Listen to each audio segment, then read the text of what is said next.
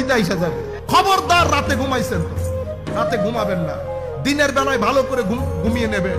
রাতে অন্তত একটা রাত জেগে ইবাদত কেমনে করে আল্লাহর ওলিরা সেটা টেস্ট গ্রহণ করেন। আল্লাহর ইজ্জতের কসম করে বলতেছি, তাহাজ্জুদটা ভালো করে পড়েন। 1টা থেকে 3টা পর্যন্ত একটা চার্ট তৈরি করবেন, 1টা থেকে 3টার প্যাকেজ বানাবেন। 1টা থেকে আমি তাহাজ্জুদ শুরু করব, 11 রাকাত 8 রাকাতের তাহাজ্জুদ হবে, 3 রাকাত সালাতুল বিতির হবে। আগে যদি চান সালাতুত তওবা পড়তে তাও পড়তে পারেন। এরপরে সালাতুশ শুকর আদায় করেন, এরপরে লা ইলাহা ইল্লাল্লাহ জিকির করেন, দরুদ শরীফ পড়েন, 100 বার 100 বার হলেও পড়েন, লা ইলাহা ইল্লা আনতা সুবহানাকা ইন্নী কুনতু মিনাজ জালিমিন পড়েন, ওয়া উফাব্বিদু আমরি ইলাল্লাহ ইন্নাল্লাহা বাসীরুম বিল ইবাদ পড়েন।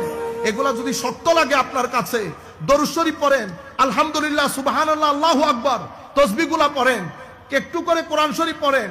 ঘুম না আসতে আল্লাহর দরবারে মোনাজাত করেন, কেঁদে কুটে একাকার করে ফেলেন। কান্না না আসলেও